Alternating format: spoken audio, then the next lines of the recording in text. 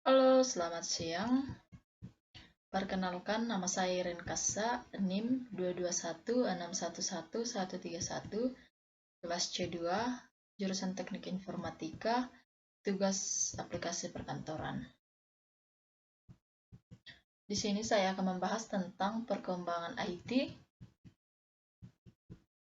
Nah, apa sih itu IT? Informasi teknologi merupakan suatu teknologi berupa hardware, software, user, yang digunakan untuk memperoleh, mengirimkan, mengolah, menafsirkan, menyimpan, mengorganisasikan, dan menggunakan data secara bermakna untuk memperoleh informasi yang berkualitas. Nah, perkembangan teknologi informasi yang pertama itu adalah proses prasejarah. Orang purba berkomunikasi dengan menggambarkan informasi yang mereka peroleh dengan cara menggambarkannya di dinding-dinding gua. Kemudian tulisan mulai dikenal 3000 Masehi oleh bangsa Sumeria dengan menggunakan simbol. Kemudian yang kedua itu adalah masa modern. Masa modern adalah masa keemasan bagi teknologi informasi dan teknologi. Nah, berikut ada 3 contoh media komunikasi modern. Yang pertama itu adalah surat kabar. Surat kabar adalah media cetak yang berisi berbagai informasi. Kemudian yang kedua telepon. Telepon pertama kali diciptakan oleh Alexander Graham Bell yang merupakan alat komunikasi yang sangat bermanfaat dan sangat praktis. Kemudian yang ketiga itu adalah televisi. Nah, televisi ditemukan pada tahun 1883 oleh Paul Nico. Televisi merupakan alat penangkap siaran gambar yang begitu banyak memberikan manfaat bagi kita. Nah, kemudian sejarah perkembangan teknologi informasi. Nah, komputer generasi pertama itu ditemukan pada tahun 1946 sampai 1959, yaitu ENIAC atau Electronic Numerical Integrator and Calculator, yang dirancang oleh Dr. John Mauchly dan Prosper Aker pada tahun 1946. Komponen utamanya adalah Vacuum Tube dan program Maxine Language. Nah, komputer generasi pertama ini adalah ukuran fisik besar dan ruang luas, cepat panas sehingga butuh pendingin. Prosesnya kurang cepat, dan kapasitas penyimpanannya kecil. Membutuhkan daya listrik yang besar, dan orientasinya untuk aplikasi bisnis. Kemudian komputer generasi kedua adalah ditemukan pada tahun 1959 sampai 1964. Komponen tersebut dari transistor yang menggantikan tabung vakum adalah televisi, radio, dan komputer.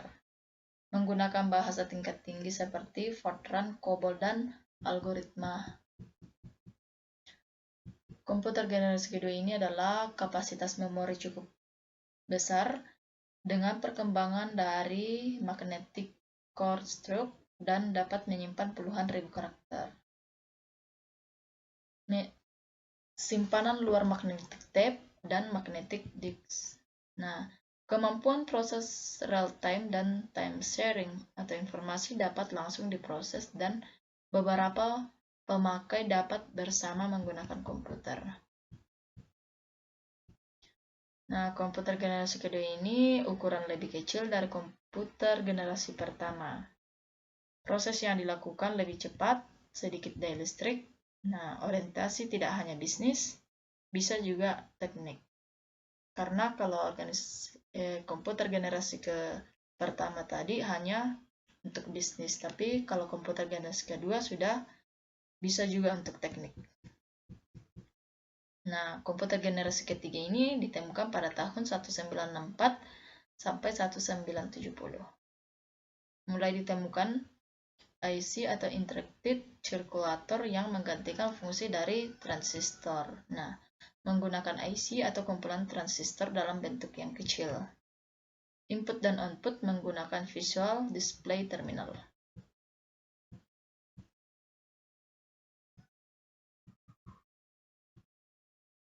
Dapat menerima dan mengeluarkan suara menggunakan alat pembaca tinta yaitu emisher atau magnetic interpreter recording reader scanner, multiprocessing, dan multiprogramming. Artinya sudah banyak digunakan. Kemudian menyimpan luar bersifat random access, yaitu disk magnetik dengan kapasitas besar atau yang lebih bersifat acak.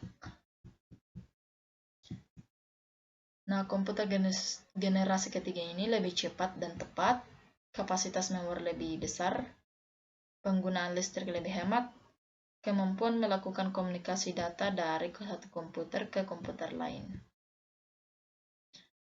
Nah, kemudian komputer generasi keempat ditemukan pada tahun 1970 sampai 1980.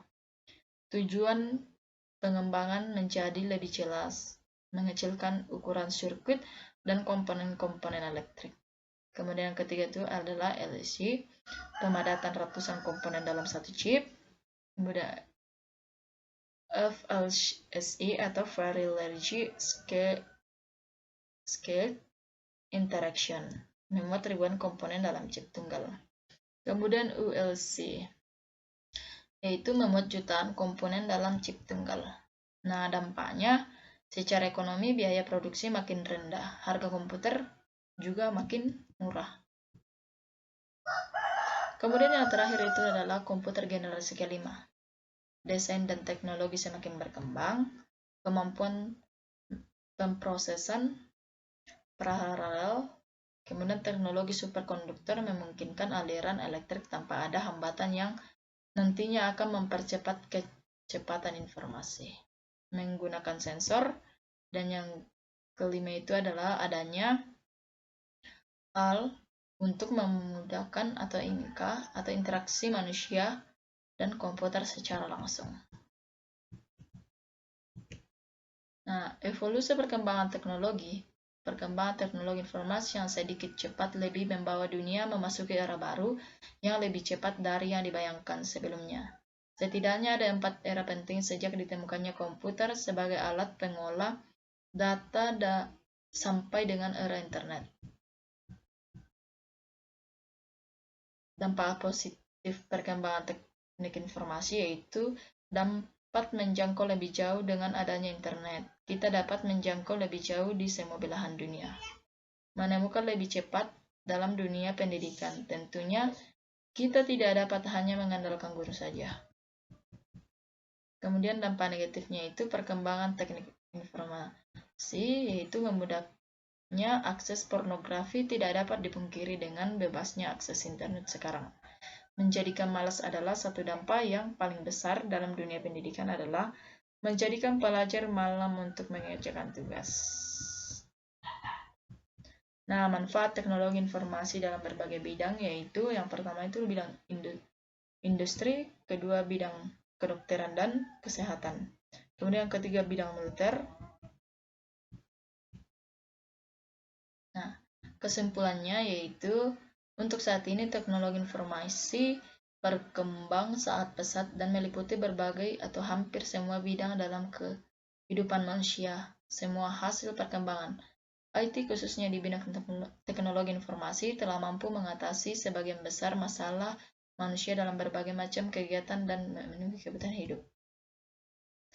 Nah, terlepas dari berbagai dampak yang akan muncul, mulai dari yang positif hingga negatif itu semua kembali dari pribadi masing-masing. Ya telah memanfaatkan semua teknologi informasi yang ingin digunakan melakukan sesuatu.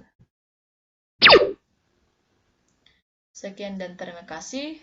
Itulah penjelasan saya tentang perkembangan IT. Terima kasih.